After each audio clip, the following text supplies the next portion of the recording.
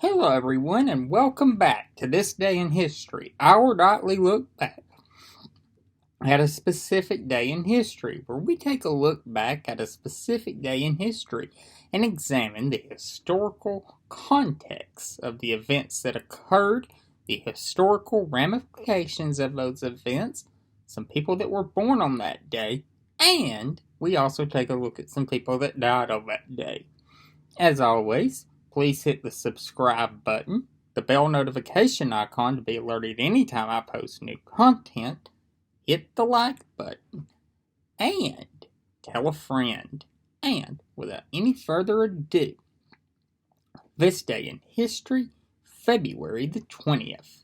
And on this day in 1962, John Glenn in Friendship 7 became the first American to orbit the Earth. He orbited 3 times, for a total of 4 hours and 55 minutes in space. Prior to this, we had launched astronauts into space, and they had went up, and they came down. John Glenn became the first American to orbit the Earth. And prior to this, only the Soviets had orbited the Earth and knew the effects that it had on the human body. And they were not about to tell us. So Glenn was provided with a kit that had some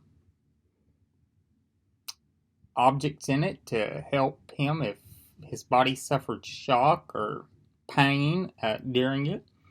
And he also had a kit for when he splashed down if the body, experienced any abnormalities when he splashed down. But Glenn made it down fine. After he came back, he was greeted to worldwide fanfare, was one of the most popular Americans in the world at the time, and one of the most celebrated Americans. He really became one of the first superstars of the space age. And he even had a ticker tape parade in New York City.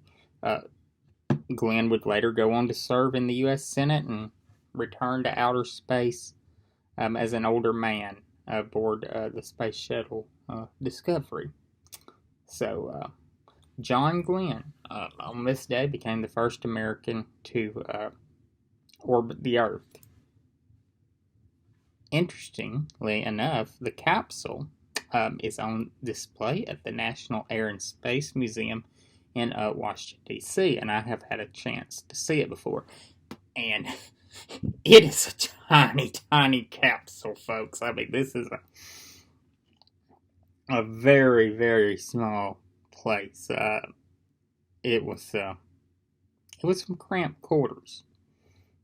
On this day in 1942, in Sheffield, Alabama, Mitch McConnell was born. He would later, in his younger years, move to Louisville, Kentucky, and that from there he would go on to become a U.S. Senator representing Kentucky in 1985 and has served in the Senate since. He is third overall in seniority in the United States Senate. He is the longest serving Kentucky senator in history and is the longest serving Republican Senate leader in history.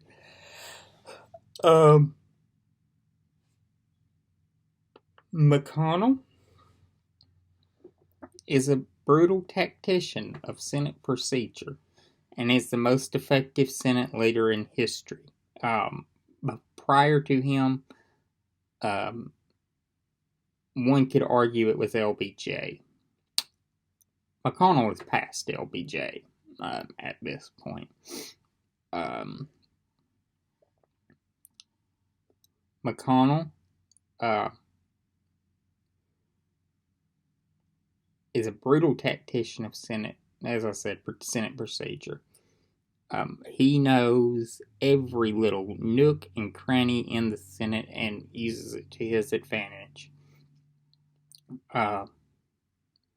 He is best known and infamous for holding a Supreme Court seat vacant for the last 10 months of the Obama administration.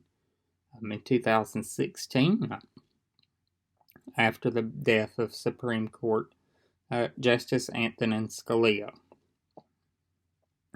He also he's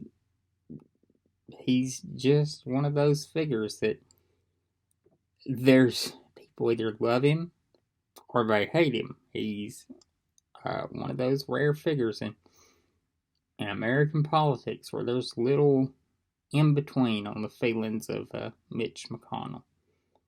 But even those who deride him know that he's effective. Deaths that have occurred on this day. In 2010, at the age of 85 in Baltimore, Maryland, Al Haig died. Haig was White House Chief of Staff under Richard Nixon. In the first few months of the Ford administration, he would be replaced by Ford's choice for Chief of Staff, Donald Rumsfeld.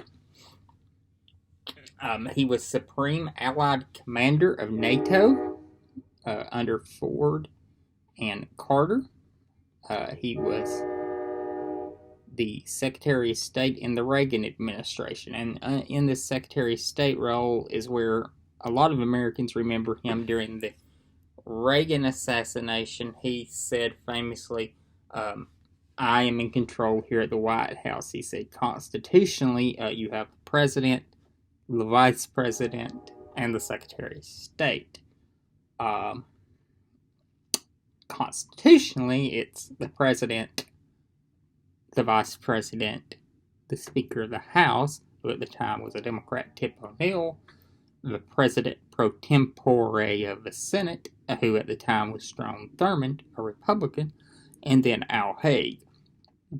Haig would later claim that he meant in the executive branch, which, true, it would have been the President, who was at George Washington Hospital, Vice President Bush, who was on his way back to Washington, and then Haig.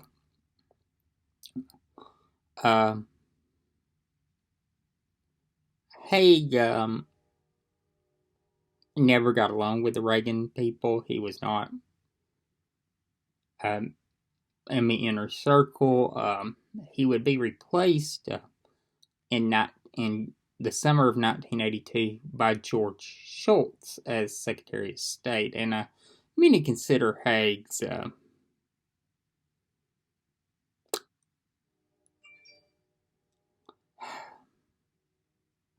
time as Secretary of State to be less than stellar. He'd be replaced, as I said, by George Shultz, who many consider to be one of the greatest Secretaries of State of all time. So Haig, as I said, died on this day in 2010. When he was Nixon's Chief of Staff, many considered him in the last months of the administration to be acting president, and is really considered the one that helped Nixon see that it was time to go. And if he had ended his career then, I think history probably would be a lot more kind to him. But those few moments in 1981 solidified his place in history. I'll see you all tomorrow. Good night.